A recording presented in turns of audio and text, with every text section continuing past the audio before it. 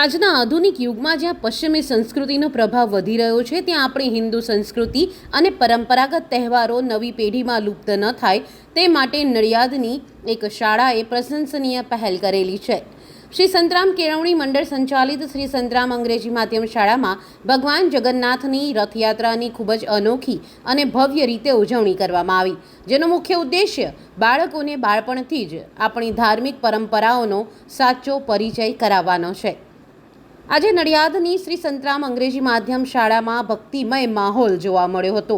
શાળાના પરિસરમાં અમદાવાદને વિશ્વ પ્રસિદ્ધ પરંપરાગત રથયાત્રાની આબેહૂબ ઝાંખી તૈયાર કરવામાં આવી હતી. ભગવાન જગન્નાથજીના નગરમાં કેમ ફરે છે, મોસાળું શું છે અને તે કઈ રીતે થાય છે, આ તમામ બાબતોનું જીવંત નિદર્શન કરીને બાળકોને આ તહેવારનું ધાર્મિક મહત્વ સમજાવવામાં આવે છે. આ મહોત્સવની શરૂઆત શ્રી સંતરામ મંદિરના પૂજ્ય મહંત શ્રી રામદાસજી મહારાજ તથા સંત શ્રી નિર્ગુણદાસ મહારાજના આશીર્વાદ સાથે થઈ હતી. શાસ્ત્રોક્ત વિધિ વિધાન અને મંત્રોચ્ચાર વચ્ચે રથમાં ભગવાન જગન્નાથ, બહેન સુભદ્રા અને ભાઈ બલરામજીને બિરાજમાન કરાય છે. સાથે જ લાલજી ભગવાનના બાળ સ્વરૂપને પણ બિરાજિત કરી ભવ્ય રથયાત્રાનું આયોજન કરવામાં આવે છે. શાળાના નાના બાળકો આ દિવ્ય પળના સાક્ષી બન્યા, જાણે પોતે ખરેખર અમદાવાદની રથયાત્રામાં સામેલ થયા હોય તેવા ઉત્સાહ સાથે બાળકો ભક્તિના રંગે રંગાઈને નાચી કૂદી રહ્યા હતા. આ ભગીરથ પ્રયાસ પાછળ શાળાના આચાર્ય અને સમગ્ર સ્ટાફની સખત મહેનત હતી. જય મહારાજ, મારું નામ દીપ્તિ બ્રહ્મભટ્ટ છે.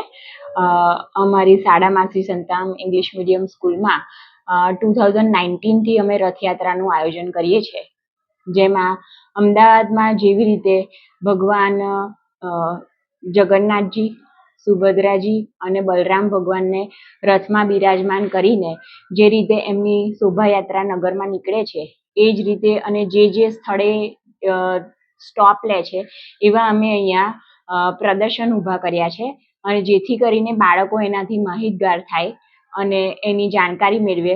ત્યારબાદ અહીંયા સંત શ્રી નિર્ગુણદાસ મહારાજના હસ્તે ભગવાનની આરતી, પૂજા કરી અને બાળકોને પ્રસાદને એવું વહેંચવામાં આવે છે.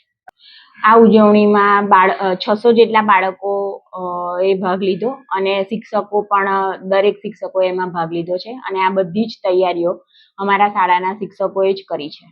ખરેખર પશ્ચિમી અંધાનુકરણના આ સમયમાં સંતરામ અંગ્રેજી માધ્યમ શાળાનો આ પ્રયાસ આવનારી પેઢીમાં તે દીવાદાંડી સમાન સાબિત થશે.